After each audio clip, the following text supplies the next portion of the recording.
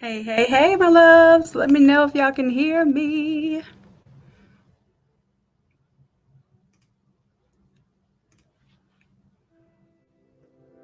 Awesome, awesome. And I'm also making sure we have good internet connection because tonight we don't need no problems. Matter of fact, we came here to talk about some of those things, some of those problems.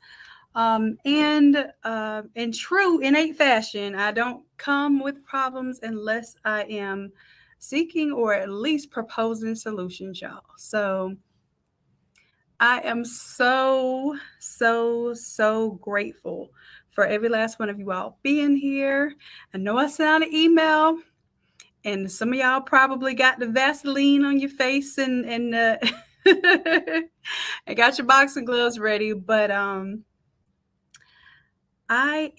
here tonight because I want to discuss some things and I need some help. I need to admit that I need some help and I need to have a real deal conversation. So I am going to tell you tonight, make sure no kids are around or their ears aren't close by and able to hear what we're talking about tonight, because I'm going to get into some pretty sensitive topics. I'm not going to be vulgar or curse or anything like that. But I would guess that I would not want children to understand this type of topic unless it was something that you actually want to teach them and want to have them aware of.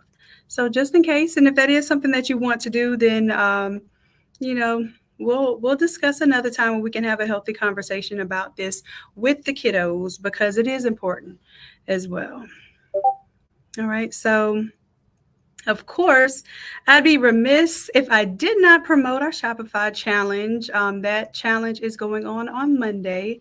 And I did want to take a survey to see how many of you, because some of you have expressed that you all have another challenge that's going on at the same time. It actually starts Monday as well. I want to do a poll of the folks who are here now. If you're already in the challenge or you're thinking about doing the challenge, let me know right now in the chat if you still want to go Monday, which is the 24th, or you want to do it the week afterwards, just in case you want to do that other challenge. Listen, I'm not here to beef about anything silly, because this pales in comparison, a scheduling situation pales in comparison to what I came here to talk about tonight. So just let me know in the chat, in the comments, if you want to continue on the 24th. I want you to give me a 24. And if you would rather start the challenge on, and what I would do is I would actually start it on that next Wednesday, which would be the 2nd. So we'll do Wednesday, Thursday, Friday, and then y'all will do Photoshop on Saturday, and we'll come back that Monday. So if you rather do on the 2nd, give me a 2. So 24 or 2. Okay. Yeah. So 24th is right around the corner, and the 2nd isn't far behind it. But I know some of you all are actually starting school like right after that, and I want to make sure that we're not actually doing the challenge when you all are inundated with pretty much getting the kids together. Okay, so I understand that. So let me know. Some of you are already registered. Many of you are already registered on the 24th. And if y'all still going to 24th, all right, we're still going to 24th. We're still going strong, regardless of any other factors. That's my tribe. That's my tribe. Okay. So the 24th and let's see, 24th through the 28th, and then you all get a bonus day on the 29th, which is Saturday, which is where we do some photoshopping with you. So this time around, I'm going to give you all the assets, and I'm pretty excited about this. I actually want to show you some websites we did today in a hands-on. Well, this one was hands-on, but it was my hands-on because I was teaching people that may not have ever have touched Photoshop nor Shopify how to start their stores. We did brand clarity. We did our brand message. We picked out logo, colors, and that sort of thing. I will start doing more of those type of sessions. And I just want to show off a little bit. Is that okay? I'm going to share my screen with y'all.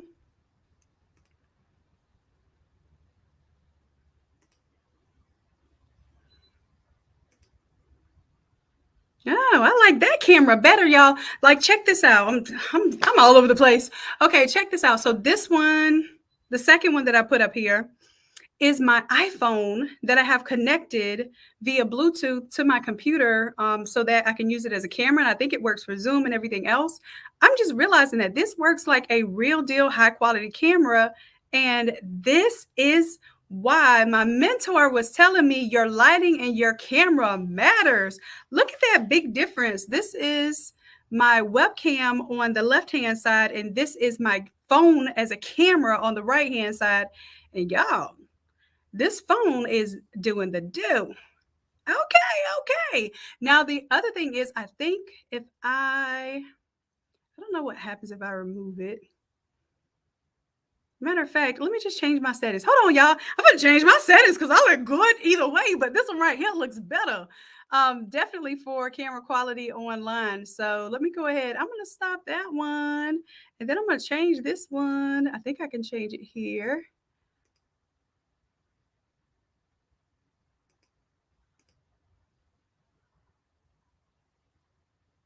Will it let me? Boom, there it is. Well, all right, y'all. I'm learning something every day. Okay. There it is. There it is. That phone camera is giving. Thank you, Nicole. I appreciate it. And thank you for coming back because I did an impromptu session earlier today. And I really wasn't supposed to broadcast it, but I felt like it was so much material. It was so relevant to what we're learning. It was so relevant to what we're doing. And I wanted you to see that other entrepreneurs, regardless of where they are, they could be in business for 20 plus years. They have the same issues that we're having. Fellow creatives have the same issues. And really and truly, it's about having coaching so it'll give you clarity and direction and focus, right? So today we did a clarity session. We did some, let me just show you. I can show you better than I can tell you. Let me go ahead and show you, y'all. So let's do this particular. Where is it? I got to move this off the screen so we can see. Boom, boom. And this was very quick. I'm not even finished with it. This was literally a draft that we did during our live session. We will be doing something exactly like this, except we're going to be going much more in depth. This was a 1-day session. So some of you all asked me, well, what is that 1-day session you have on the Brand on Demand website? So I'll show you what it is.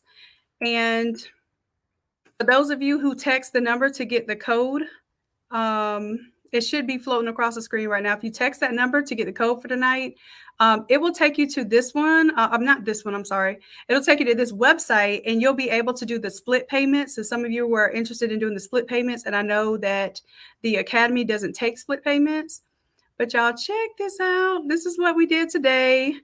We set up a store. We did our design. We did a little logo-age, and this was our single day session. So this was our $500 session, or $497 session. And literally the idea was not just to have a Shopify store. I want y'all to know I use the Shopify challenge and the Shopify store and the beautiful graphics and that sort of thing as a way to get you in, to reel you in, because I want you to be excited about this. But really and truly, the value is in what we learn about ourselves, what we learn about our target customers, and what we learn about the tools and why we're using these tools in order to have a better business. Okay. So y'all, all of these images were generated via AI. So we're going to do that in the challenge. We're going to generate, we'll have the images generated for you, but I'm going to show you how we generate those. I'm going to do some of that live. And then I'm going to give you the images to put up for mocking up for back to school. But more importantly, we're going to be marketing, well, what do you do when it's back to school season? Not just backpacks and lunch bags, but once you reel people in with that sort of imagery and that sort of product, what do you do next? And what you do next is what's most important. And that's what we're going to do in the Shopify challenge. We're going to set you up for that. What's next? We're not going to allow you to wait and procrastinate and not be ready for this back to school season, because back to school season is really football. Back to school season are organizations. Back to school season is really lining yourself up for bulk orders and not for all of these one-off orders. I want to make sure that you are completely ready for this season. So this Shopify challenge, we are getting it together. Okay. So that was one of the sites we did. And then this was another totally different type of brand. So one is spiritual healing. Another one is artistic healing. This one is an artist and he does custom painted apparel. He does the ready to go or ready to wear apparel, and then also he does murals and that sort of thing. So this is actually one of his murals here and here that he's done, and all of these are AI generated artworks or AI generated photos that we're going to turn into mock-ups. Okay, so I'm going to have those ready for you too, so that you don't have to worry about using somebody else's image, trying to use Bella Canvas stock image, and they're looking crazy because maybe they're just looking stiff and they don't have the culture that you want to convey. This is the whole reason why we did this project. I'm going to walk through that with you and show you why we're selecting the images that we're selecting, why we're creating the prompts that we're creating. So when I tell you the Shopify challenge, it's not just about making a book bag and some lunch tote. Like, this is one of the things that we're going to get into, which is the Automizer, which is the automatic designer. But the idea is that you're taking this and then you're using it as marketing to take your customer to the next step in the customer journey. So this time we're mapping out a customer journey for you, and you are going to be able to follow it, but you're also going to be able to predict what your customers are going to need. So marketing involved in that. There's, of course, the design that's involved in that. There's also you doing strategic planning that is involved in this Shopify. No fear. Got to put the no fear in there. Shopify store launch, back to school. If you've never launched a store, we got you. If you've already launched a store, when you come into the challenge, we'll have a special room with Coach Chrissy where you will get the advanced marketing techniques. In that time while everybody else is just setting up their store, we'll have a special room for you to get a chance to pick Coach Chrissy's brain on how she's successfully done $60,000 in 6 weeks, how she successfully set up $10,000 contracts, $12,000 contracts with a single school, y'all. These are the type of things that you need to be understanding, and not just understanding how it's done, but implementing and having a team that can support you and showing you how to get there. Okay. So anyways, I think, I was telling you all you could go on the Brand on Demand website right now. I would go ahead and text that number so you get the code, and let me check on y'all, make sure y'all are getting that code, because I want to make sure that it works. Because my automations, I be testing them on y'all. I don't know if y'all know that. But yes, I test the automations on y'all. Make sure y'all can see my stuff. Okay. Thank you, Coach Chrissy. I'm really looking forward to doing more of those sessions. I really enjoyed it. It made yeah, we're going to get into it in a little bit, but it made everything that I'm really working for, everything that I'm sacrificing for, it felt good to do that, because and in all honesty, it just felt good to get back into the creative realm and get back to feeling like myself and get back to helping like I know that I can help and I know that I am designed to help. So we'll get into that a little bit in just a little bit, because I want to go ahead and get to the business first, so then we can get to the business, right? So let me make sure that the automations are working, y'all. And let me know if the link is working. Let me know if the coupon code is working. Meanwhile, y'all want to watch my little ad I made?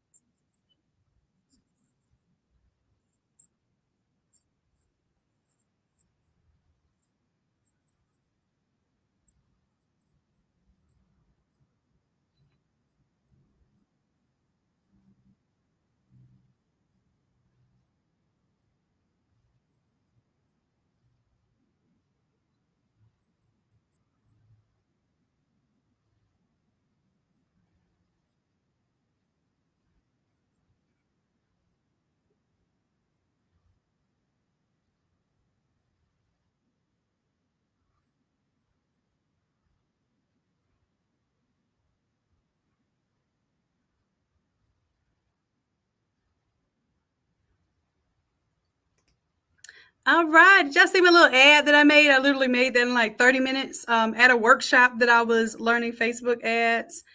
So really what happened was a new product came about by just me serving. I was actually a presenter or a speaker at a conference. Shout out to Rich from Anywhere for doing the Facebook ads mastery live.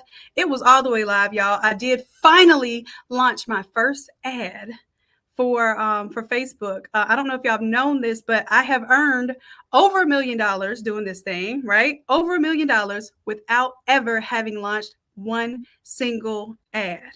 I'm not bragging. I'm actually saying that because that's a bit silly of me. So I finally took some time off. They've been my mentors for quite some time in that space. I finally took some time off, went to a conference where it was hands-on. So I know what y'all mean. We like, Shannon, we need the hands-on. We need the live classes. Technically, I was in that same position. I went to that conference and it really did give me a mind shift. It gave me some practical application. We use AI even in the Facebook ad space. So that was really cool. And what I realized is that when I'm serving my purpose, the best thing that I can do is hear people's complaints and it rang back to me. So one of the lessons that my dad would teach me is that when you hear others' complaints, listen carefully and become the genie. And at the time, I was always the person that like I didn't like to hear nagging. I didn't like to hear problems. It would irk me, right? But as I grew older, I started to understand exactly what he was saying. People are complaining because they have some understanding, they have some inclination that there is a solution out there and somebody's going to solve this problem. How many of us have heard someone literally say, I wish somebody would X, Y, and Z, right? Literally, people are throwing it out there because they believe that there's a possibility for change. And if you can be that person that can help someone get that change or get that transformation, then you become the hero. You honestly, you get paid to do something that you wanted to do anyway, which is to help people and solve a problem. So I got a chance to see where people were struggling, to make some to basically make up a brand new product that I've been wanting to do for quite some time, and to know that by proof of concept today that it works and that it's valuable and that I'm going to be able to offer this now to others. So this was fun. This is for those who basically need that one-on-one coaching. We were able to do that pretty much in a single day and create this experience. Now, most of you all want to do the Shopify challenge, not this one. The reason why I tell you want to do the Shopify challenge is because you're going to get 5 days of mentorship. This was $497 for one single day. Okay. We did a lot in that day. We did all of this in that day, including make up the images, make the colorways, all of that stuff, and launch this page in a single day.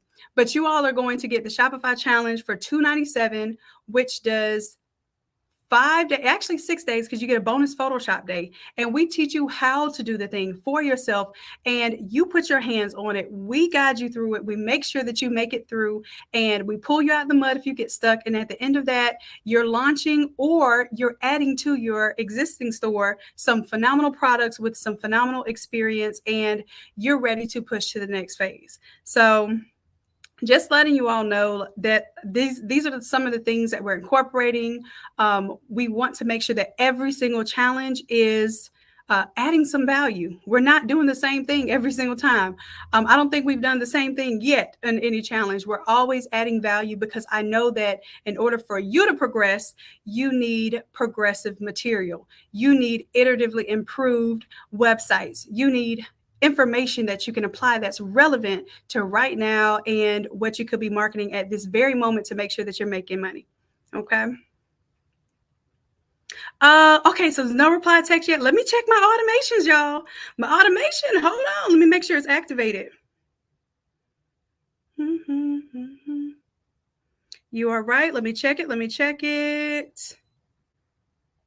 Oh, duh. I had the wrong word. Wrong word, y'all. Hold on. I'm going to change the word now and save that trigger. Boom. That was the problem. I mean, It works when it works. Let me go ahead and save that. Okay, save, save, save. You all do me a favor and go ahead and somebody test it for me right now. Text the number, the word Shopify, and let me know if you get a response. You should get a response immediately, okay? You shouldn't have to wait for a response. You should get it immediately.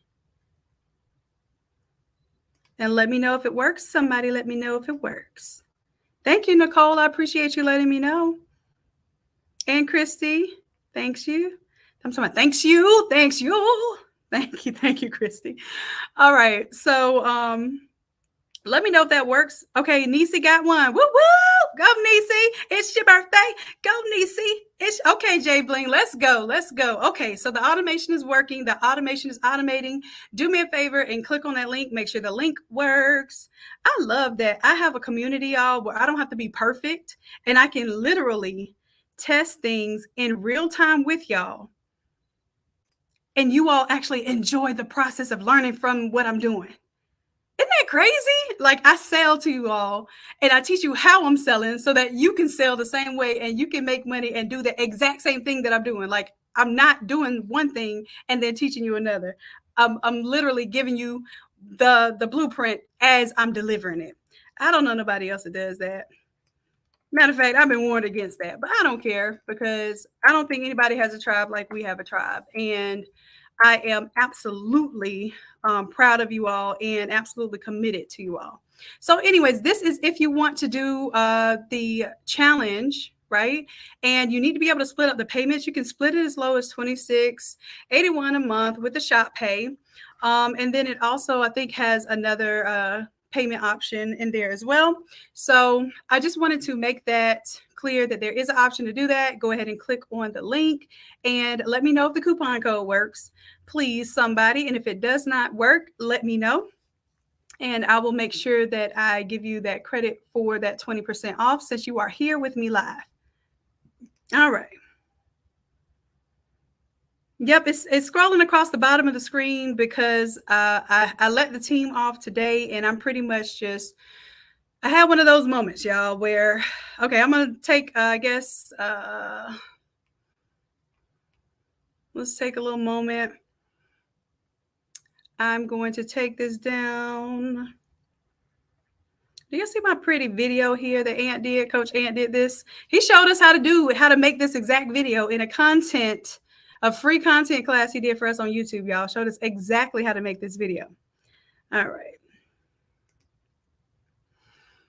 Okay, so what we're here for today is, and of course, I'll check the chat, see if you have any questions. We have coaches all up and through the chat that can help answer your questions as well. Okay, code works. Awesome, Trish. Awesome. Good deal. Thank you. I appreciate y'all going ahead and doing that. And anybody, when you make a purchase, let me know in the chat so I can shout you out and congratulate you for investing in yourself and getting ready for this upcoming challenge. It's a challenge. It's meant to be a little difficult, but guess what? You have the best on your side, helping you, guiding you through, and making sure that you have something amazing by the time you finish this process. Okay. So here's the uncomfortable conversation, y'all. And I'm so glad to see that so many of you all are here because I know you all care.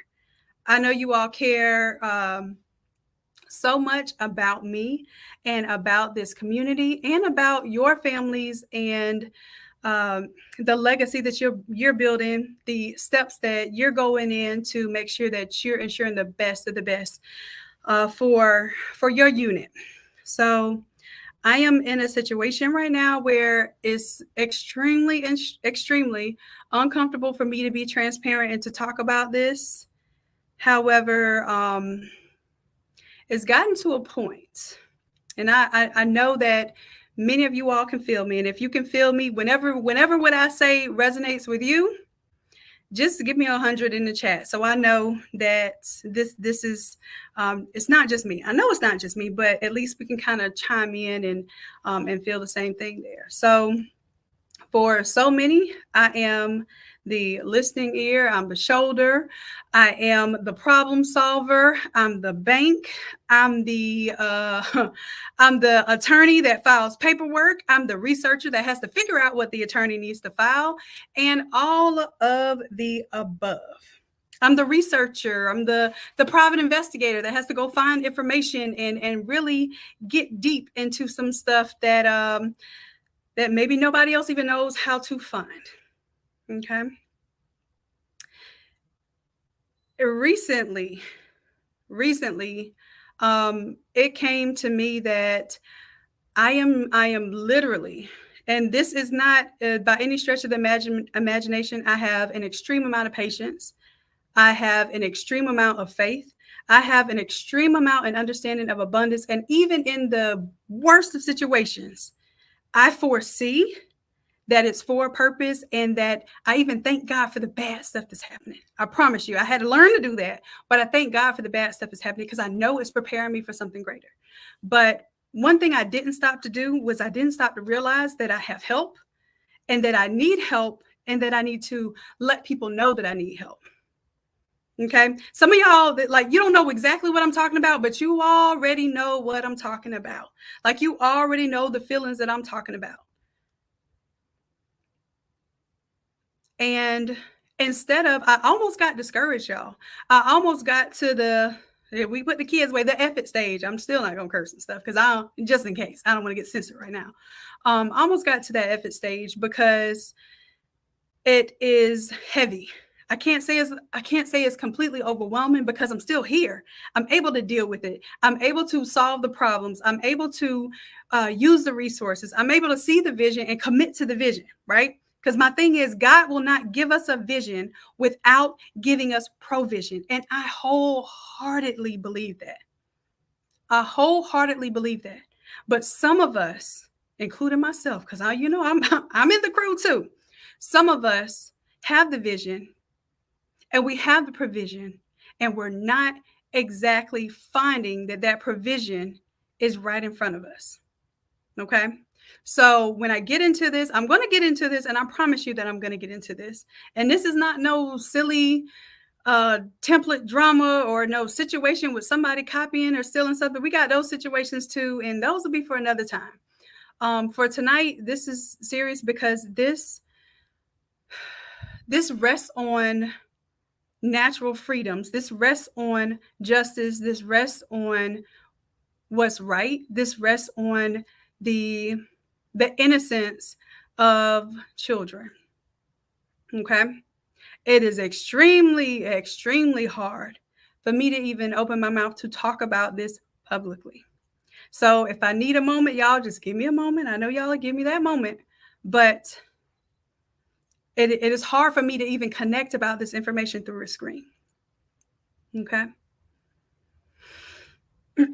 So first of all, I want to tell anybody that's here, what I had to come to the realization this morning when I was writing out, I was literally, this is not a marketing gimmick. I was not writing that message or saying I was writing that message at 3 a.m. because it's a freaking marketing gimmick, which I know we get those all the time. It wasn't a spam email. It was literally me, restless, at 3 o'clock in the morning saying that, you know what? I need help. I need help. And the biggest part of me being a leader and an advocate for others, when I tell you my whole life, I told my dad in sixth grade that I'd be a martyr for the cause. And my dad was like, do you even know what a martyr is? And I knew exactly what a martyr was. And anything that I believe in, I stand by and I will die by. And I don't know if there's other people out there like that, but I believe in honor. And I believe in standing up for something, or especially for children. And if you can't do that, what's your purpose? What is your purpose on this earth? Especially if you have children. Honestly, I don't understand the purpose. If you cannot live for and die for those kids, what is the purpose? So that's why we're here today. And not just about living and dying for kids. I'm talking about basic rights that I have had to fight for, that I am And I want to calm my voice. Y'all don't get a chance to hear me in my little John Crunk phase too often, okay? So I'm going to calm it down. I'm going to slow it down because I don't want my angst about this situation to heighten. I don't want it to heighten you all because I know how y'all care about me too. Listen, I know if I tell y'all right now that somebody did something to me, I ain't got to wait 2 seconds before y'all go finding that person and go after that person. So please believe I know that I have that. And that's why I'm really here, because I forgot that, y'all. I forgot that while putting on my cape for everybody else and while carrying the world on my shoulders, I forgot that I literally have an entire tribe. And I want y'all to listen to me real, real close because I talk about our confidence and I talk about our competence. Yeah, I got that. I got this confidence with you all. I have this competence with you all. I can show you anything that I can do. I can do live right here, right now. You ain't got to wait for me to do it behind the scenes and hire somebody else as a third party and make it seem like I did this stuff. I can show you right now anything that you want to see that I know how to do. And I'm not afraid of it because I have the confidence because I already know, I already have the faith that I can do it. I've got the competence. I've got the 10,000 hours in order to be a master at something. I have 10,000 hours in order to be a master in several different things. We got that. One thing that I forgot about is the circumference. And then I forgot that the same things that I'm dealing with, the same things that I'm struggling with, the battles that I'm fighting, the demons that I have to face for others and for myself, but mostly for others, you all are dealing with that stuff too. And I tell you all the time that your tribe is the people who are going to understand you when nobody else understands you. I see y'all talking about pulling up, skirt, skirt. Come on, Cicely. Come on. We forget about that part because we're so used to being everybody else's everything that we actually forget that even if nobody checks on us, we have a place we can check in. So I'm checking in. I'm checking in. I'm tapping in because I realize I'm not making best use of my resources. Okay. So here, the scenario that I need to address, but I'm probably going to have to take down this live when it's over. So you all, you may be able to take a couple notes and maybe you know somebody, maybe you have some insights, maybe you have some connections of people who may have the answers. And that's why I'm here. Okay. So, I keep stalling, y'all. This is not like me, Lord. Let me take a little sip of my drink. A little sip of my drink. Whew. Might be something a little stronger than this water, though. I don't know. Y'all don't have to worry about that. I'm not a drinker. That stuff tastes nasty to me. But I'll start with where this backs up to, so that you have a little background and understanding of how deeply rooted this issue is. And I know that you all see my niece and nephew with me a lot. Okay. And they are my babies. They are my worlds. They are my heartbeats, have been since they were born. And there has been issues and turmoil and things centered about the people that I love my entire life, including my dad, my brother, those kids. And honestly, I'm almost never had a chance to even have my own drama and issues in life because I'm that one, right? I'm that responsible one. I'm that reliable one. I'm that one that can go get an A on this paper and also come out here and start a business from scratch. And hey, while I'm at it, let's renovate a whole house. And while I'm at that, let's go ahead and roll up to McDonald's on YouTube and let's see if we can make $40,000 this year by teaching people how to design on Photoshop. Yep. All of those positions and all of those hats are mine. But I find myself in a position now where I'm grateful. And let me start off with that. Anytime I'm feeling something negative, and you all are literally working through a session with me, a little share with Shannon type of session. So I'm sure that you all are going to have some feedback from me. But anytime I'm feeling anger, disgust, disappointment, being let down, or I feel like I want to give TF up, right? The first thing that I do is I look for something to have gratitude about, not just something to pie in the sky be happy about, but in that very negative thing, I immediately find something that I can thank God for. And I say the words I am grateful for. Okay, so I can pull the I am in there, most powerful set of words that you can even say. I am is actually calling on God. Okay, so I am grateful that this situation has shown me this. This situation has prepared me for that. Okay, so when I explain this situation, understand that I'm not bitter, I'm not regretful, I'm not condemning God. I'm literally just stating facts. And then from there, I'll show you how I've been dealing with it and how I actually need help at this point. So,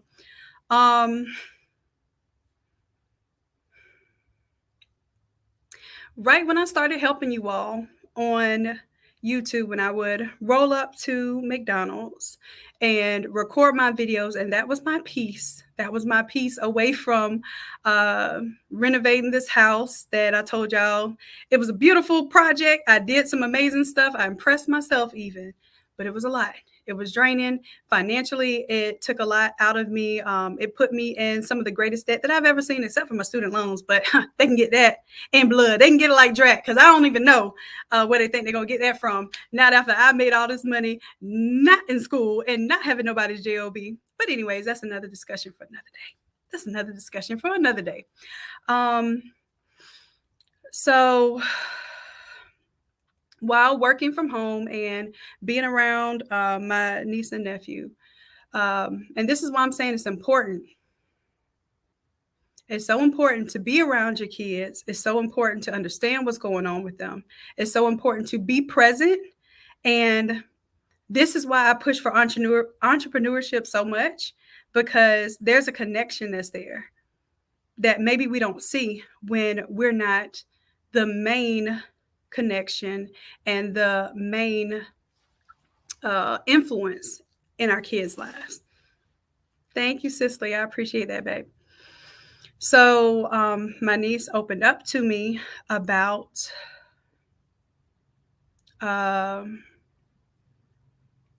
it wasn't just one scenario, but she initially opened up to me about a single scenario while she was having her auntie time, is what she calls it. And I didn't think anything of it at the time, but it was like, Auntie, can we have auntie time? And auntie time is where they're taking their baths and I just sit on the toilet and listen to them yap, yap, yap away at me. Now, at the time, she's 8. So, she doesn't really need me for auntie time. It's not like she needs me to take a bath. She just wanted my comfort. And I'm sitting there. She's, talking and just going over surface level stuff and just talking like I can do too. And eventually the scenario or the situation comes up of an inappropriate and extremely vile, disgusting, egregious scenario with, at the time, the husband of her mother.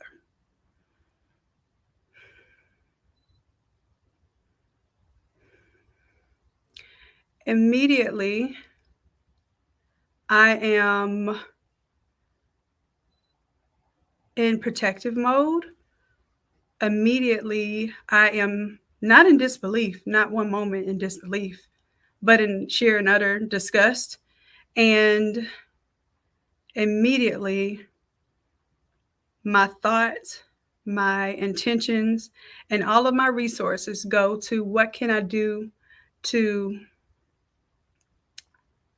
save her innocence, to pull her away from this, to for her not to let her soul get tarnished and really completely uh, inundated with a horrible situation that she was afraid to say anything about to her mother because, quite frankly, she didn't think she was going to believe her. So at 8 years old, this brave soul spoke up about something that she was absolutely almost positive that she wouldn't have protection for the home that she was in. So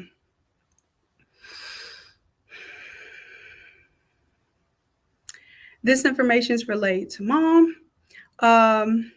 Immediately, I take her to the police station. We file a report. And from there, it seems like there's going to be some resolution. It seems like there's going to be some belief and understanding on behalf of my niece. And it flips. It flips. So mom takes Emma back to where they stay in Florida, because we stay about 4 hours away. Okay, so report's been filed. At least, oh God, at least it was able to be formally reported and recorded. But we're not in control of this issue, because what happens is whoever the child is with, be it that the mother came back and took the child, said that she wouldn't, said, oh no, I think it's good that she stays with you, and I think that, you know, this will be good so she can know that she's safe. So because she didn't get a response that she wanted for my brother coming to a birthday party with her other children, and my brother didn't want to confuse those other children, because literally this was within a 48-hour time period of the mom learning that her husband has assaulted and molested her child. So immediately these kids are picked up, my niece and nephew picked up with her other two children, taken back to Orlando, and from there she invites the man back into the household.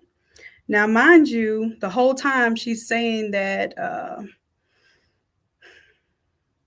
Daddy's not there. She's telling the kids to lie. This whole time has been completely sick. She's been having the kids call this man daddy, even though that's what the court order said not to do. All of those sort of things.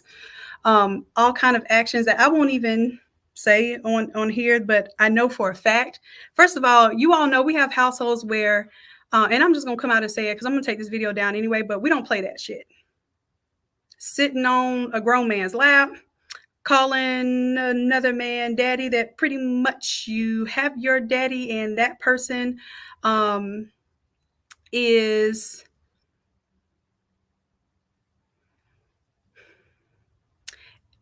pretty much a sexual deviant in how you met that person, and all of that good stuff. It's not about red flags. It's not about giving someone grace. It's about literally children being placed into danger. So mind you, this is end of 2019. So this is the January of 2020. So this is how long this has been in play. Okay. So February, Emma comes back for visitation. This is why I say you got to be in tune and have communication and have that love, have that openness with your kids, because you need them to be able to tell you anything. You need them kids to be able to not be afraid, number one, to speak up and tell the truth, but also that they're not afraid to tell you anything because they know you will protect them. So comes back in February, and it is apparent that not only has, he been back in contact, but he's back in the house. Back in the house. But the entire time is denial and lies towards us, telling the kids to lie about that type of situation. And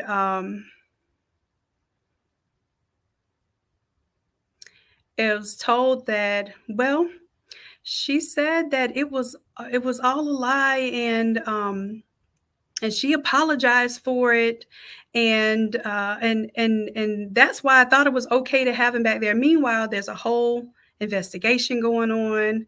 Um, the agreement and understanding was not supposed is that he was not supposed to be in the house. Um,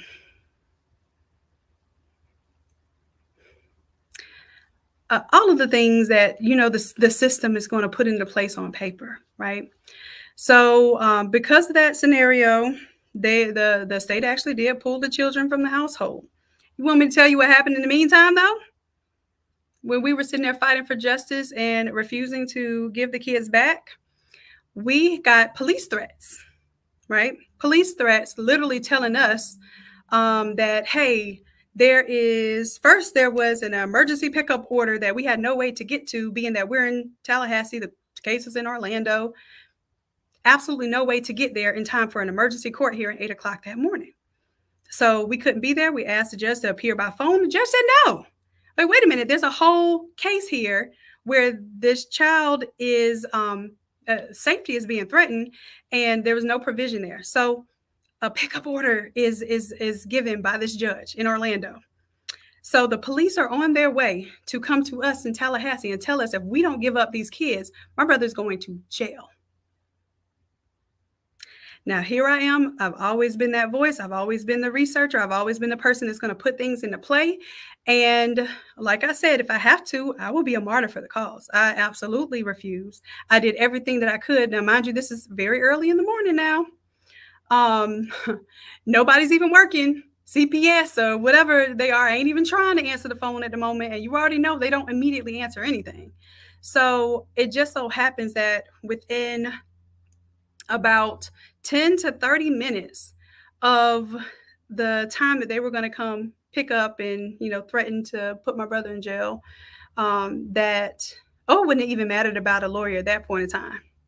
It wouldn't even matter at that point in time. And I'm telling y'all, that's what I'm saying. So the system fails us, and then it takes control, and then it says oops after it does a mistake. Now get this, humans can't make mistakes outside of the system. Because if we make mistakes, we have what? Consequences.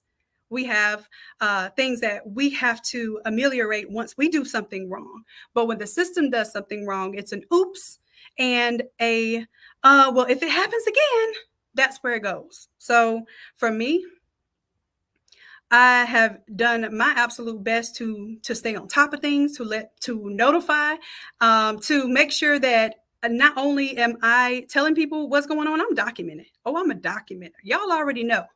I'm a researcher by nature, but I'm also a documenter. So all of this is documented as well. So finally, CPS does a immediate order to remove the kids, and that's an immediate solution, right? You might think. But when the kids are removed and placed with us, when I tell you there has been nonstop just issues and after issues after issues after issues, failure after failure after failure after failure. And I'm not even talking about the I can't even say PTSD, because it's still happening. It's like we deal with cumulative trauma disorder. There's no such thing as PTSD in our communities. We're literally living trauma every single day that we are surviving and thriving and having to prove that we deserve to live as human beings. So we'll get on that subject, but literally, I'm not even talking about healing and therapy on my side. I'm talking about just for these kids. So that's backstory, and the kids have been with us now for over 3 years, and more recently, I can't even tell you the situations that have happened in between there, because it's like almost unbelievable. It would have to be a book. It would have to be a novel. It would have to be not just a Lifetime movie. It would have to be a series of movies to explain all the things that happened in this time period. But more recently, what I am completely and utterly disgusted of is I've spent over $20,000, $20,000 to secure attorneys, to, and this isn't the money that I've lost actually putting energy towards this scenario. This is not the 2 weeks that I take off at a time to go research and to go find the attorneys and to go fill out the paperwork and to go find the data and information and the proof, because nobody in this system is trying to prove anything when it comes to kids, especially in the state of Florida.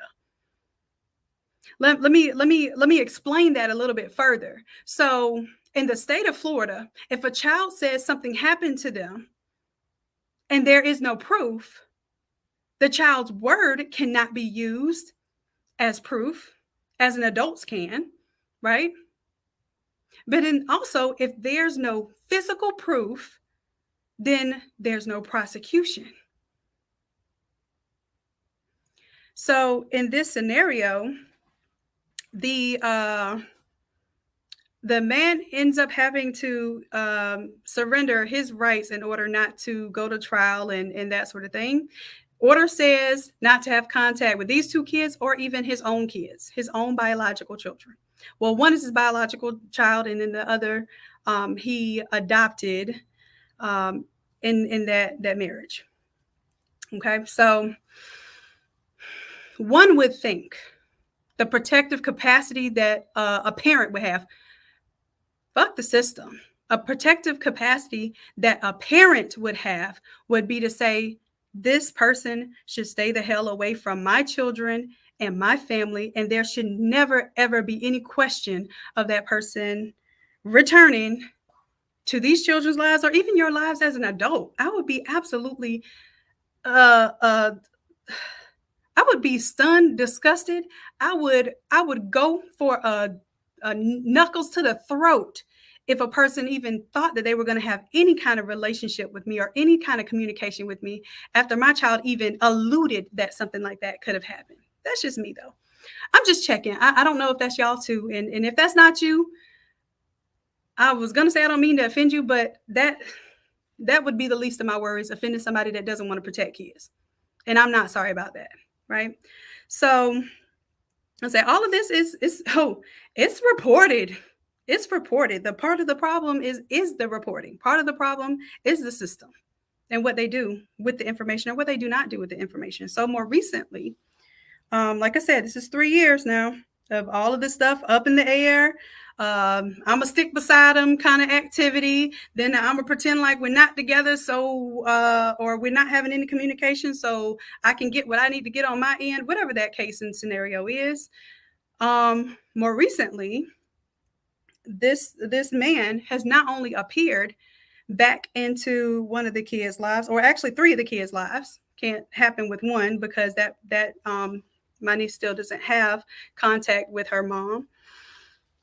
And she's not here, by the way, so I would never say any of this stuff while she's around. So please understand that this is between us, okay? So she has this man picking up my nephew, coming to the house, picking him up without any supervision, and taking him fun places where other kids are, like jump houses and trampoline parks and pizza places, that sort of thing.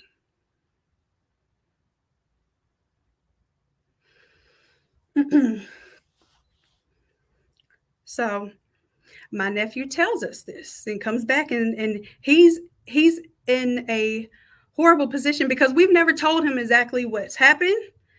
We have told him that the man is dangerous and not to be around him, that basically, hey, there, even the judge, or we don't say the judge, but we just say there are rules. There are rules saying that he cannot be around you, because we don't like to use the word judge and stuff. So there are rules saying that, he can't be around you, and he definitely can't be around your siblings either, and he's a dangerous man. So he comes back to us conflicted because he's having fun with this man and he's confused, and now it's got him questioning, well, should I believe my sister because he doesn't seem like a bad guy. All of these conflicts and internal issues that this young boy is having to internalize and decide for himself at 10 years old. So here's the advice that we get from DCF. DCF says, okay, we'll come out and we'll question him, right? But afterwards, is there any proof? Is there any proof that this child went with this man, other than this child saying that this man has picked him up several times and taken him several different places, telling you the places that he's taken him? This boy is 10 years old. And because an adult gets to lie about the situation and the adult gets to tell the child to lie about the situation, listen to what I'm telling you now. Like, so his conflict is that he is afraid to tell us the truth because he's going to get in trouble and he doesn't know how that's going to affect things. Like, so all of these webs of not just lies, not just filth, and not just egregious acts, but this cultivating this type of culture within children is actually perpetuated by the very system that's supposed to be helping them. So for that child to say, yes, she told me to lie, and yes, this did happen, and nothing happened, we contact the state. The state says, well, is there any proof of it? I'm blinking my eyes like, shouldn't you go find I'm stuttering because you know how I want to talk right now. Y'all know how I want to talk right now. Should I have to tell you to get the proof? Who's supposed to get the proof? Did the police go get the proof? Because it's a no contact order. Y'all don't care. It's going to be another warning. How many times do you have to warn someone of something before something actually happens?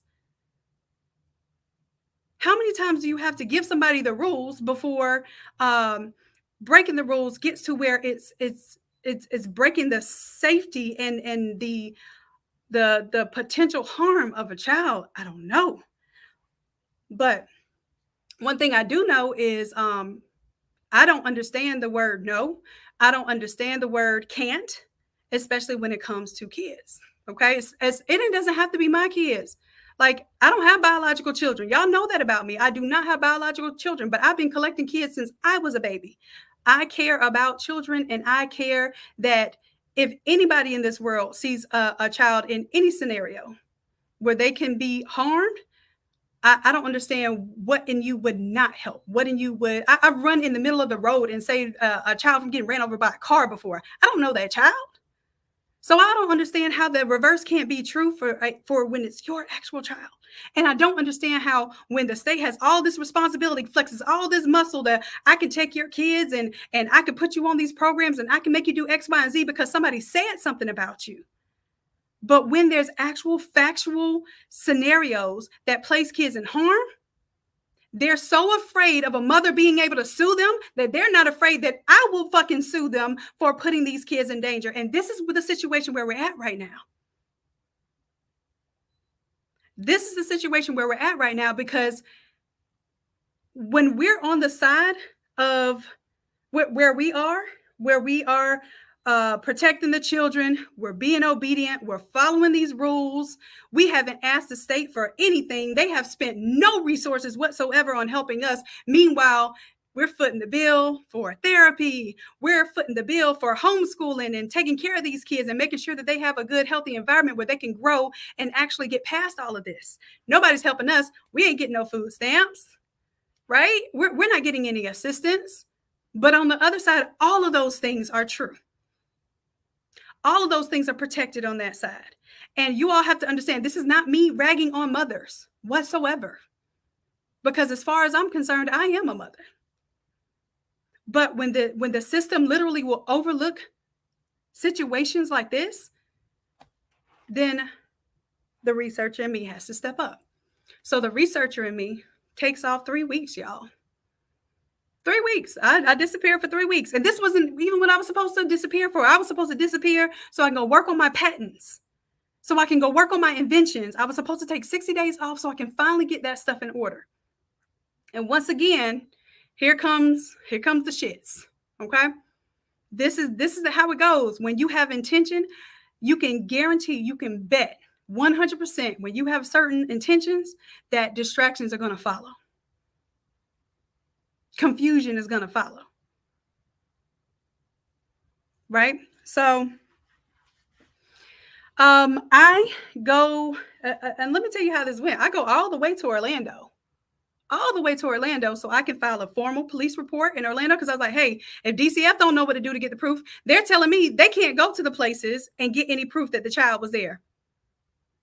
Well, that's odd, because who's supposed to find the information on whether the statement is true or not? If a child tells you something happened, who actually investigates that and sees if it's true? Oh, let me guess. You asked mom. Mom said, no, that didn't happen. Oh, okay. Got you. You say there's no proof, but you're also telling me you don't have to go get any proof, or it's not even your job or obligation to go get any proof of this endangerment. So your girl takes 3 weeks off. We go file police reports locally, because you're not going to tell me that if I file a police report in this town where this situation happened, that it's not on record. There it is. I went and also just as much as I can get deep into this Photoshop, just as much as I can get deep into my dissertation studies, I can get deep into research. If I had a significant other, if I wanted to go into very much the deepest of research to find something, I could.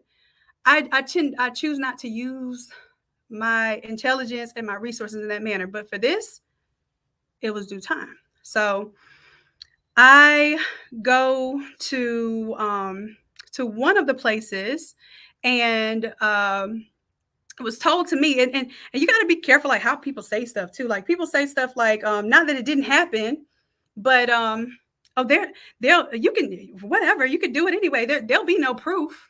So one of the places has no proof, because I'll tell you the name of the place. It's called Monkey Joe's in Orlando. Let me tell you how this system works. They have a card that you can swipe. And now, like I said, I'm exposing things because this is a dangerous situation. They have a card that you can swipe. If you have a membership, you can bring as many kids as you want, and you just swipe the cards and the kids come in with you. They don't know who those kids are, first and last names. They don't know birthdays. They don't have any information on these kids. How do they even do that? Because liability-wise, if those kids get hurt at that place, who in the hell is responsible for that? I'm just saying, I'm pointing out some things in the world that I can't believe that we're still living in times where these sort of things can happen and these type of setups exist, right? So apparently there was a card used to swipe, so it has his name on it, but it has another child's name on it that he is the parent of, but ordered not to be around that child too. But it doesn't have my nephew's name on there, oddly enough. Okay. So I'm this close to getting information. My nephew knows for a fact that he's been there. He's not crazy. He's not making things up. He's not lying, but there's no physical proof. So DCF tells us in a snooty behind way that, well, we have to give her a warning. And I wish I had the message right here with me. You know, I could probably pull all of this stuff up on a timeline. It would be crazy. So yeah, we see that there's no threat and that we gave her a warning. Meanwhile, 3 court orders saying no contact is not a warning. 3 different instances of court orders on different dates from 2020 to 2023 saying that there's to be no contact with any children, including his own children, is not warning. Let me tell y'all something. I don't know if there'll be that many warnings on our side. Just saying. I'm just saying. I doubt we would get that many damn warnings of an actual court order. Not a suggestion, not an implication, not like, oh, we're implying that you do this because it's best for the children. An actual court order was broken. Nothing there. Okay. I'm telling this in a sequence in which I feel like it has been eating me up. So thank you all for allowing me to take the time that I need to take to say this, because my goal is not to sit up here and get to cussing and fussing and punching computer screens and stuff. Okay, so thank you for bearing with me and letting me express myself right now. Okay, so researcher and me takes another week off. While I'm there, I understand that there's another location. I'm going to do some due diligence at that location. Guess what I get? A screenshot of this man having taken my nephew to this place, to this trampoline place. Of course he's going to take the kids to places where kids want to be and have fun, right? Of course. For me, that's called grooming. That's grooming. I don't care what you say, and I don't care. I pray to God that he's watching right now. I pray to God that she's watching right now. I hope that you see that I'm not playing anymore. I never was playing, but I'm not sitting here taking on the brunt of all of this information and all of this pain on behalf of an innocent child, and I'm not going to do something about it. I'll be damned. And fear left me a long time ago. A long time ago. I haven't feared standing up for what's right since I was a child. So blame that on my pappy. Blame that on my daddy. He right there, right over here. You can blame that on him, because the truth is the truth. Doesn't matter who tells it. All right. So find this information, text it to the CPS worker. Like, hey, you said there was no evidence. Here's the evidence. We're here right now. What can we do? What can we do right now? There's evidence that he was here with this child. Here it is. Send you the screenshot. No reply. Because you want it so quickly to close out a case, because you think that you're going to have some issues with this person over here, that you neglect the people who have literally been staying out of your hair. We're not in any position trying to cause any kind of issue other than protecting the children at a legal level. Everything that we're doing. We ain't ran up on nobody.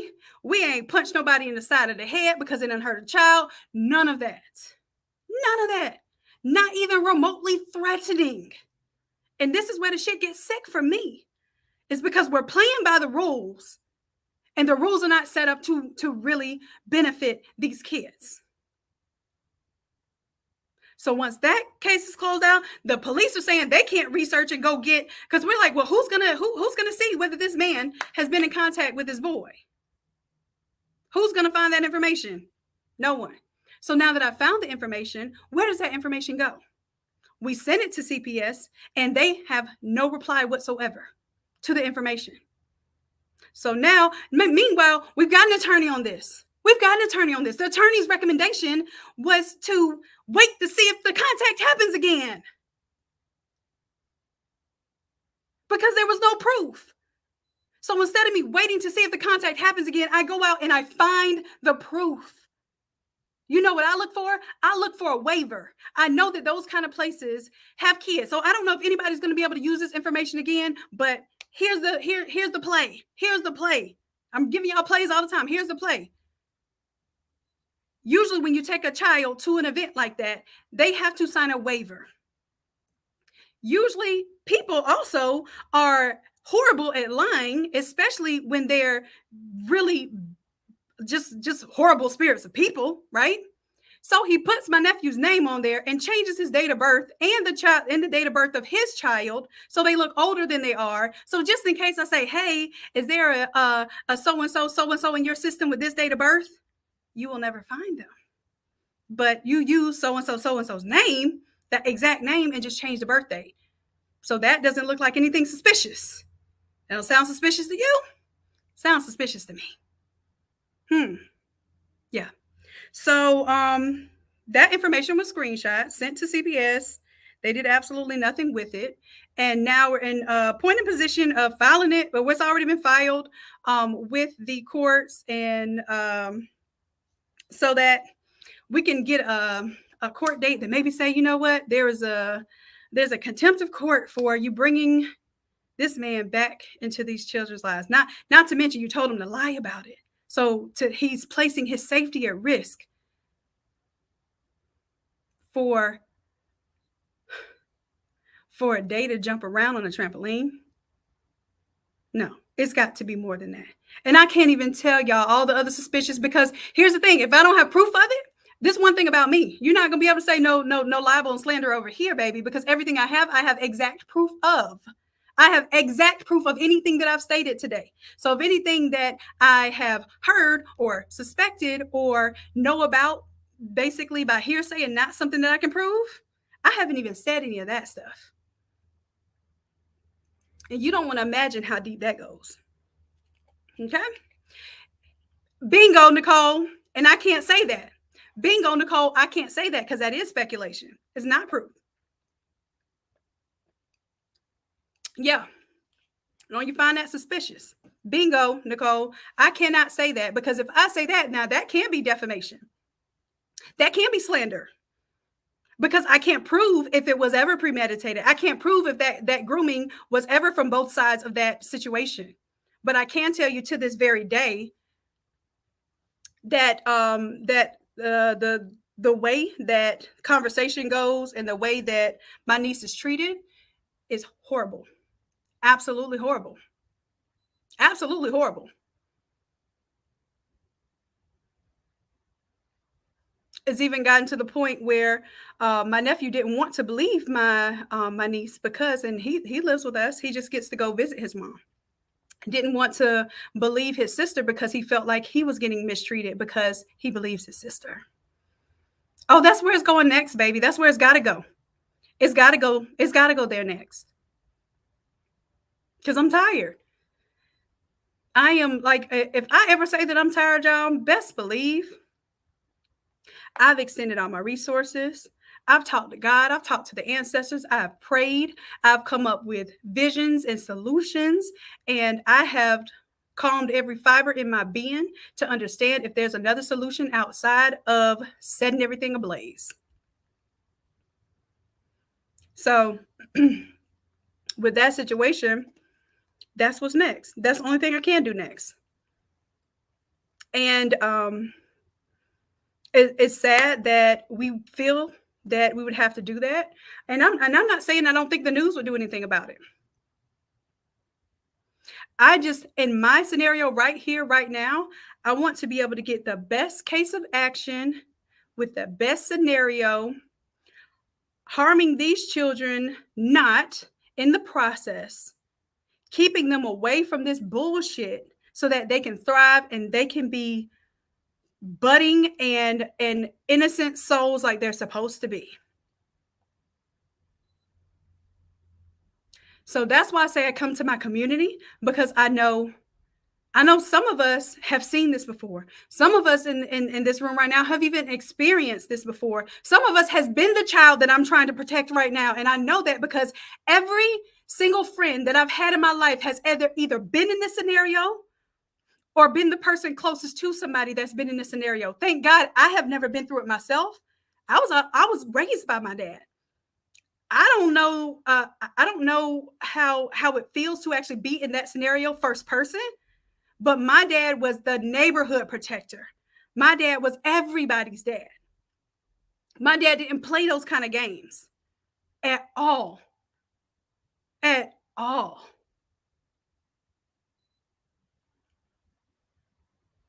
And Samela, I don't know what a private detective, I've reached out to some. Let me tell you what the private detectives say, y'all. Let me tell you how this game is not a game. It is literally a setup for pedophiles. It is a setup for the people who should be getting the most severe of punishment on this planet. Now, let me be clear with y'all. I feel like people who are pedophiles should have the worst extent of punishment. Why? Because it's proven psychologically you cannot change their brains. Number one, you cannot change their brains. Believe it, somewhere in the 90th percentile that you cannot change the wiring of how they feel about children and harming children. Number one. I'm sorry, let me calm down, y'all. This is the thing that gets me. This is the thing that gets me all the way fired up. Because I'm not just an advocate, like, I'm an advocate for human beings. I'm an advocate for you being able to be a being on this planet and live freely. Y'all, I can't begin to tell y'all the things that I've witnessed and the privilege that I have to witness them and not have experienced them. We don't even want to go there because I don't want to get into that exactly tonight. But yeah, the fact that my hair is like this and my skin is lighter, oh yeah, I've had the opportunity to be privileged enough to see things happen and not experience them, watch them happen, and have to stand up, literally stand up and make somebody give somebody else the basic human rights that they were born and they deserve to have. So I've been there. I've been doing that my entire life. I don't know how else not to be that person. So that's why I'm protective of my tribe, but I am specifically protective of kids. They don't have a choice. They don't have advocates. They don't have freaking laws that protect them. They don't have laws that protect them. A restraining order was thrown out in the state of Florida, filed to keep him away from my niece and nephew. Restraining order was thrown out because it said, well, if he's a threat, the mother has to file that. Because the mother is in this town. Mother has to file that. Mother won't file it. Why? Because she still has contact with this man.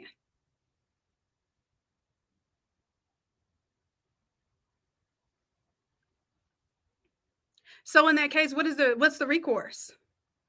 We have a whole attorney that literally I'm raising, like I'm literally creating products to create money so that I can pay for at least some level of security and some level of protection for these children so that they have an attorney. So it's not just us willy-nilly going into this situation and saying these things exist, but at least an attorney can write it down in black and white and spell out the scenario. But that doesn't even matter. Doesn't matter. So when a person can harm a child, the child has no recourse because that child's word is the only thing that exists in that scenario. The only thing that exists in that scenario. And meanwhile, let me bring it back to this. So when the investigation was happening and there were investigators that were asking for proof and evidence and that sort of thing, who are they asking for that proof and evidence from?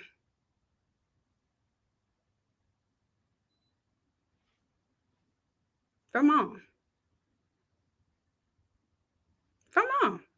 So any evidence of maybe underwear or clothing that would have been left in the household, any evidence of computers that might have had inappropriate material on it.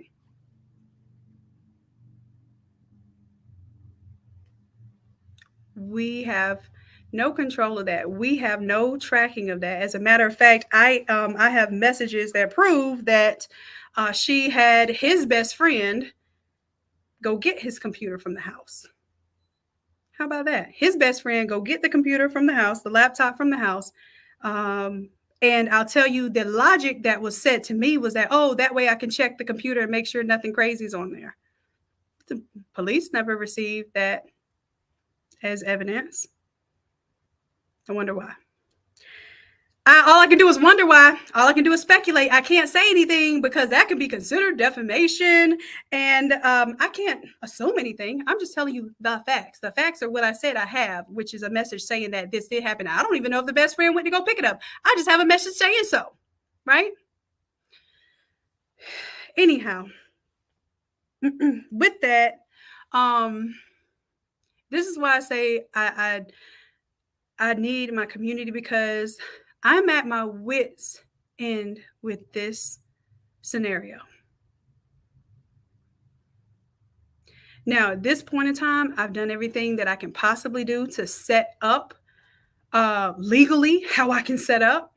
I believe that I've done everything that I can do to get information. I was telling you about a private investigator. So private investigators only want to be hired to stalk people when it comes to car accidents.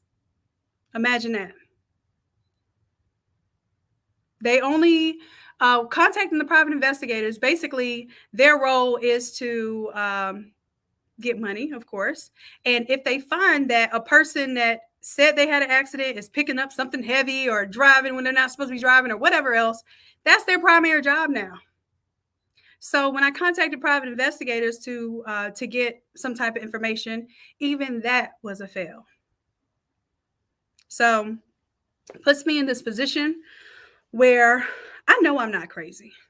I will never even put myself in a situation to believe that, because then that means that I would have to discount all of the wisdom, all the knowledge, the intuition, the visions that God gives me. And I'll be damned. That's not happening.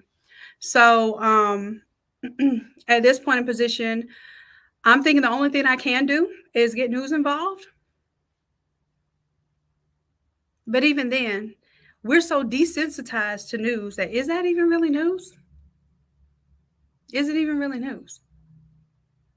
So that's my next step. I am also working on seeing how this plays out in uh, how this plays out in the court system as far as solidifying custody and all that stuff. That's the least of my worries. Really and truly, that's the least of my worries. My thing is the protection, the safety, what can be done, what can be put in place. They're telling me they can't even do a restraining order, y'all. There is no legal recourse to this man coming around these children again. None. None. No legal resource. What legal recourse whatsoever. And I can't find anyone who will tell me a viable route that would lead to that protection. What could be filed?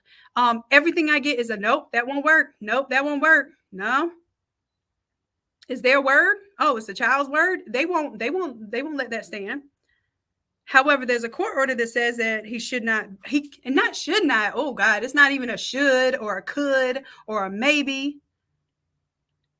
Shall not means that it can't happen. But let me tell you something. Let us be over here doing something we shall not do. Well, we already know.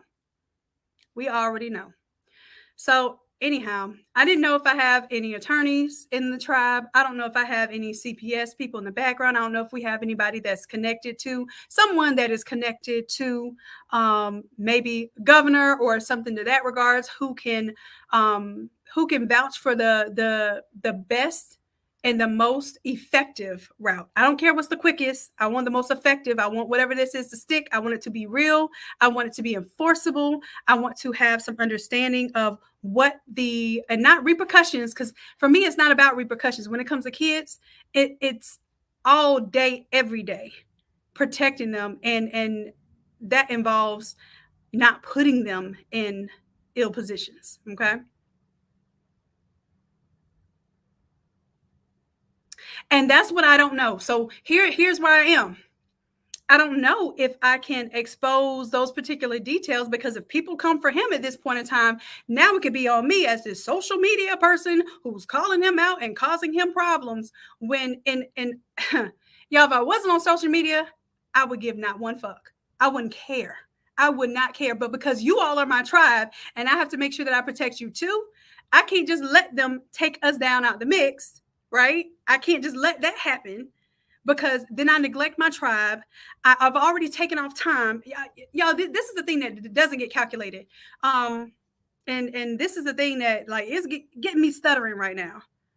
I've got to come up with another $10,000 just to go forward with protecting what we already have in place, and to make sure that we are sticking to the plan, filing what we need to file, and staying in order when nobody else has to stay in order. Everybody else gets to do their chaotic things and pretend like they don't understand. I'll give you another piece of information too that I feel like is extremely relevant as well. Is I've watched this, I've seen this, I've seen the lies, I've seen the manipulation, I've seen the makeup of all sorts of things. And when I say makeup, I mean lies, like lies, black and white on paper lies. And I can't say but I can state facts. Okay. I can't put the two and two together, but I can state facts. Fact is, she's a Caucasian woman. Fact is, an order has been breached and placed these kids in jeopardy once again. Fact is, documentation was provided to CPS to show that this man was picking up this child. Fact is, there were lies told that there's no contact between this man and these children. So I can continue stating facts, but I need somebody that's going to string the facts into the appropriate action. So,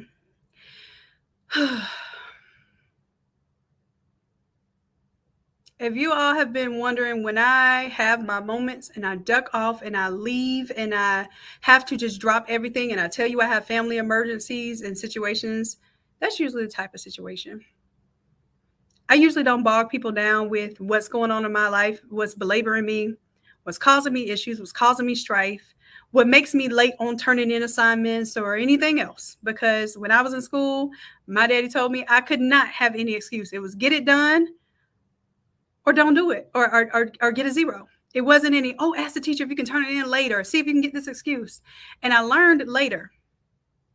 This was actually in my college career. This is after my dad passed while I was doing my PhD. And I took on those two babies. So I had an 18-month-old and 8-month-old on my hip with no help from their mom whatsoever. Meanwhile, my brother's incarcerated from a situation with mom. And obvious lies told in that situation. And I can say lies because I have black and white proof of that too. So that's not defamation. That's not an incorrect statement. I actually have recorded lies of scenarios that happened in that incident. So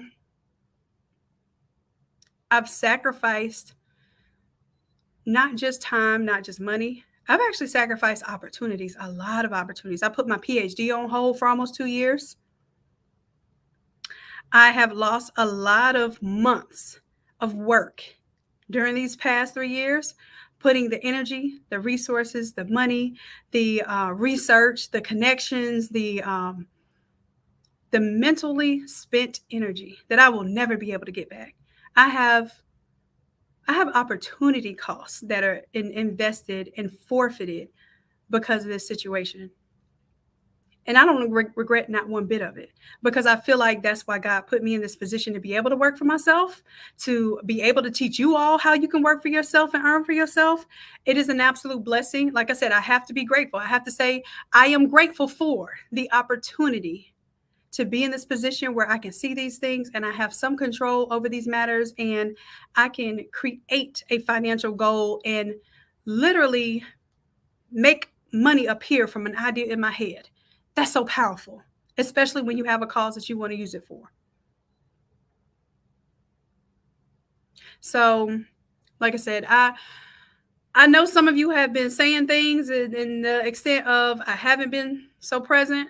I feel like I owe, not that I owe those people any explanation, but I owe my people explanation that haven't been complaining, that haven't been non-compassionate. You know, like you all have given me grace. You've shown me grace. You have literally let me know something is okay when I'm too hard on myself. And for that, I just want to say that I'm thankful to you all. I'm thankful to the community that we've created. I'm thankful for the ability to keep pouring into this community and to keep taking us to higher levels, to better places as a team. And I'm thankful to the team that stepped up and who have not let you all skip a beat when it comes to classes and content and giving you all value. Shout out to the team, to the coaches, to the support team, to the members who are frequently helping one another out. Shout out to y'all. Because if it wasn't for this community, if it wasn't for this tribe, best believe, I'm telling y'all, I know this for a fact. If I was having to deal with this all alone, it wouldn't be the beautiful possibilities that it is right now. Let me just put it that way.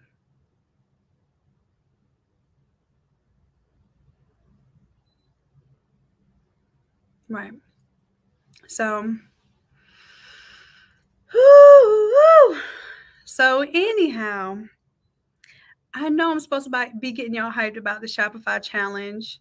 Y'all know I have so much in store for you. You know that I literally take what I feel you all need and I will go out there and learn it just to bring it back to the tribe. So I got y'all. I got y'all, and I know that y'all got me too. And I think that was a purpose and point of us having this conversation tonight. This isn't going to stay up. This is too sensitive of information. As a matter of fact, I really don't want I don't want my niece to ever have to hear. I didn't even go into the detail type of stuff because I wanted to keep it surface level, y'all.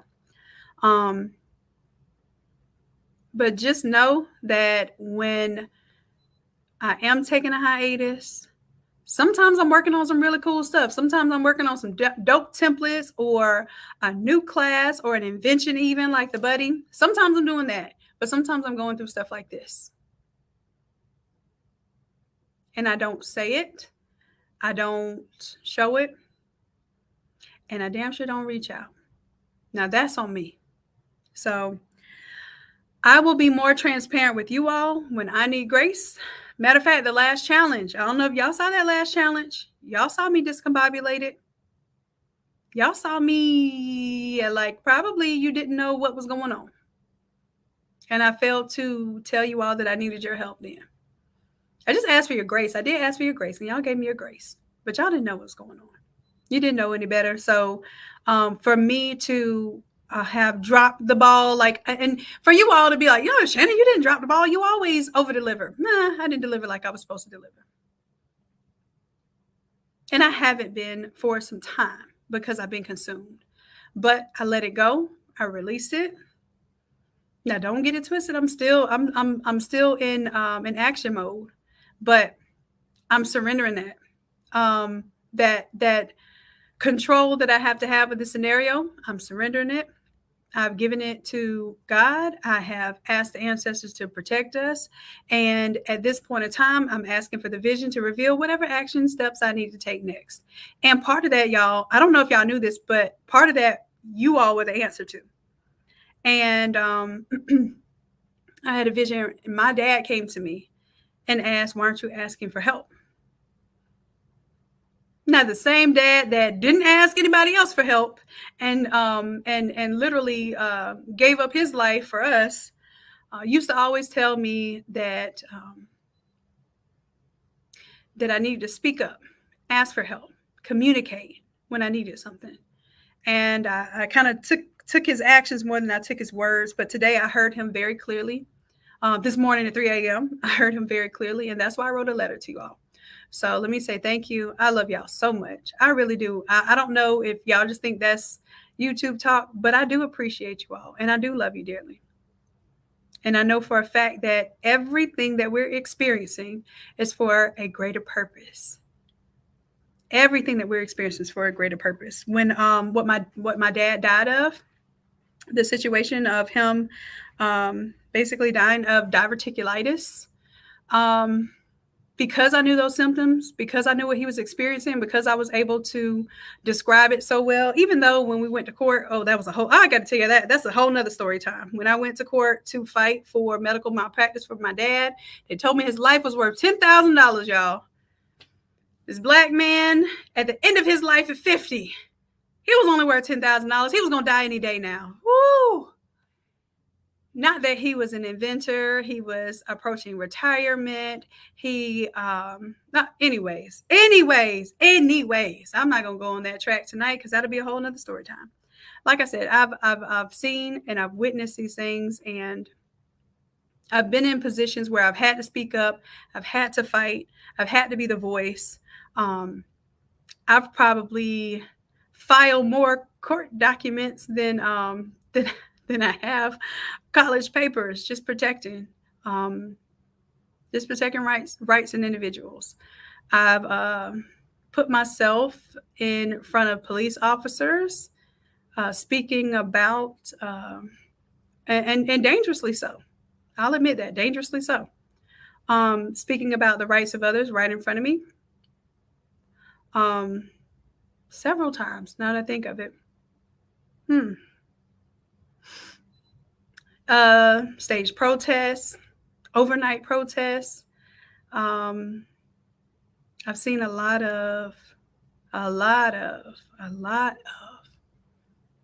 discrimination, maltreatment, and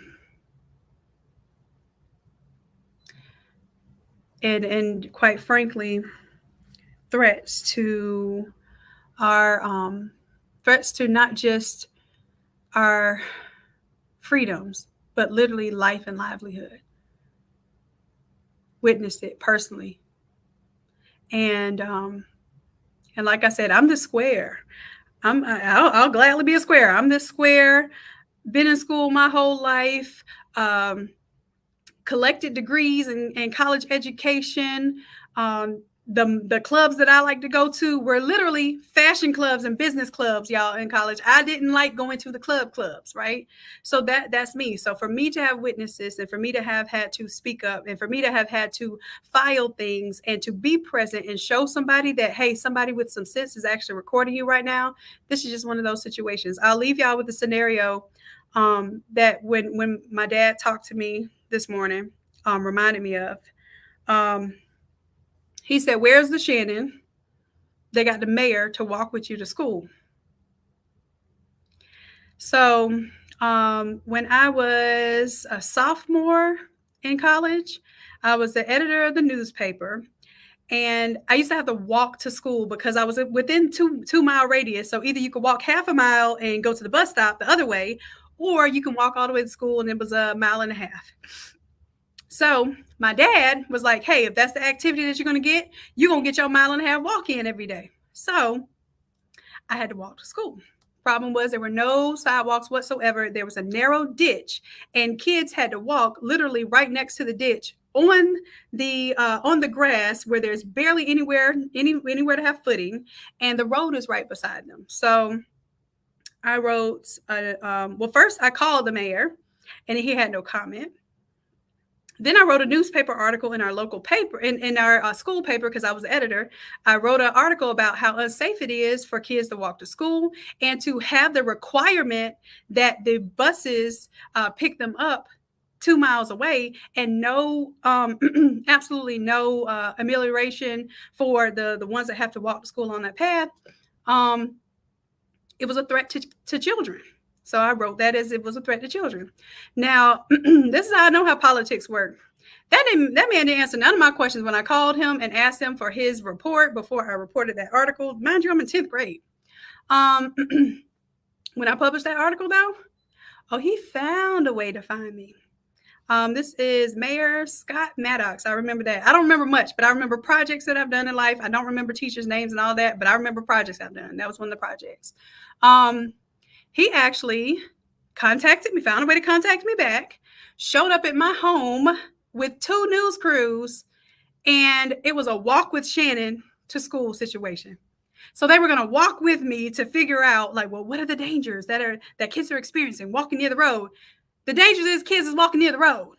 There's no sidewalk. You can't even put a sidewalk there because it looks like this. All right, that's a danger. Anyways, so like I said, I learned news. I learned politics.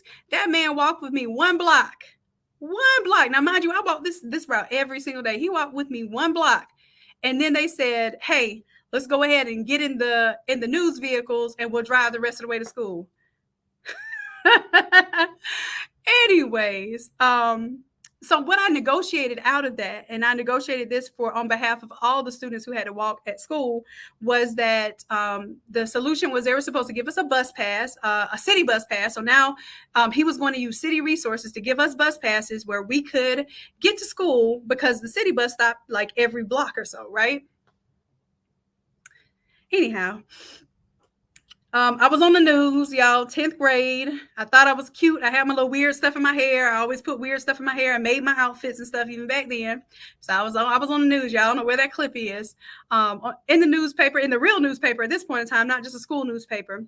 And this man never did anything. He never gave us the city bus passes, never did anything he said he was going to do. Then I wrote a follow-up article.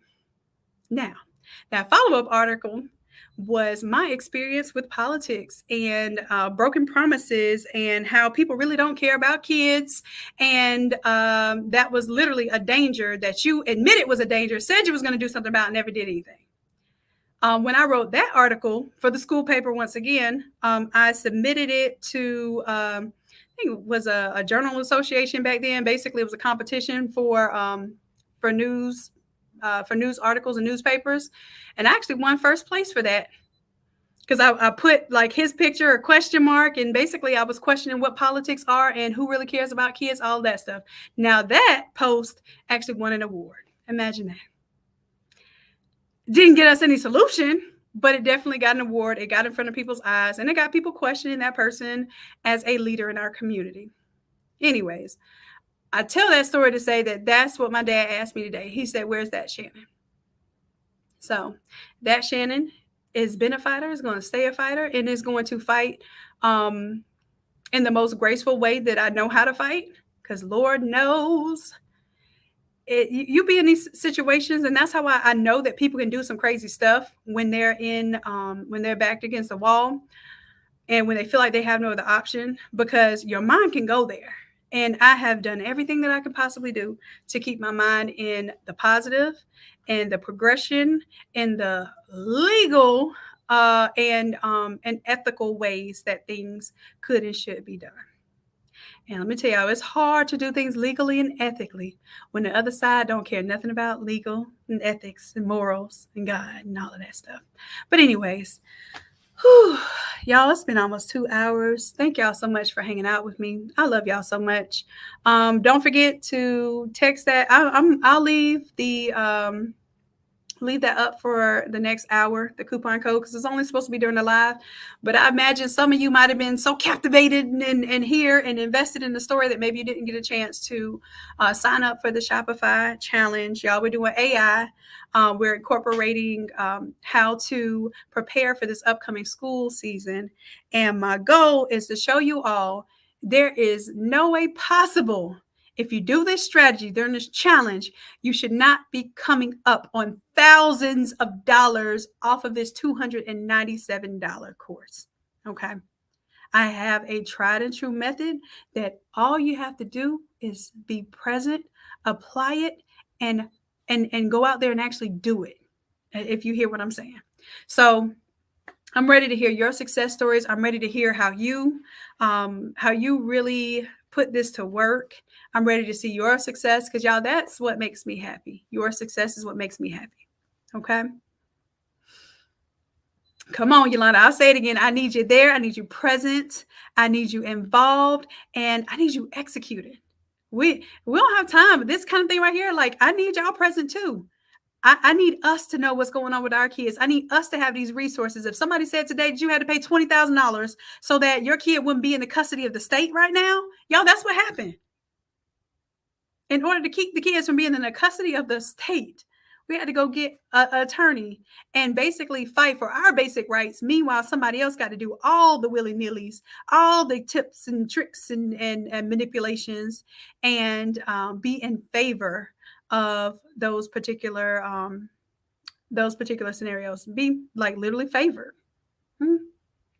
Anyways, I know who I'm doing it for. I know who I am and whose I am. So that is almost saving me from doing anything crazy because I know what I'm required to do. I know my purpose. I'm clear on my purpose. So thank you all for believing in me. Thank you for believing in yourselves and spending this time and energy with me tonight. I needed it. I hope maybe someone else got something out of this where you can use it for information or to improve a situation that you're in. And let me know if y'all like these kind of conversations, because I got stories, y'all. I don't know if y'all like these kind of stories, but not this one. I'm not going back to this story again. But I have some stories. I have some real deal things that have changed my life, changed the lives of others, gave me the perspective that I needed to be the person that I am today. And I'm not afraid to share those things because I feel like they're beneficial and you all will relate, and it'll resonate with you because in some way, We need this connection to understand that we're not alone and we're not just doing this with futile efforts. There's a purpose to this, and your passion is taking you to exactly where you need to be. Just look around you and make sure that your resources aren't sitting right in front of you and you're overlooking them. Okay. That vision that you've been given is 100% yours. 100% yours. That means you have to protect it. You have to look after it. And you have to make sure that you unveil. You don't have to find the resources. God's already given you the provision. You just have to unveil where it is and how it can be useful to you. And most of the time, that's us being quiet and figuring out that we have a system, we have a solution, and it just needs to be uncovered. Okay, we already have it. It's already in you. It's already beside you. It's already in front of you. Literally, y'all are in front of me, and I didn't even think to have you all as a resource. So many of you have said that you're going to message me or email me some solutions that you have, some contacts that you have, and oh my God, I'm so grateful for that. And it's only because I opened up my mouth and said that I had a problem and I need some help. Okay.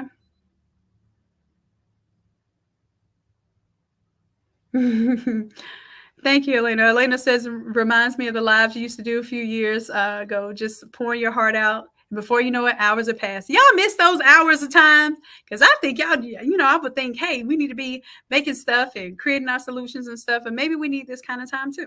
Okay. I'm here for it. I love y'all. I love y'all. Yes, it would be on Zoom because this YouTube stuff, I just needed to make sure this was so important to me that I wanted to make sure that I got the message and had the most impact and connections with this topic that I can possibly have, so that I can get the information that I need, because it's that serious.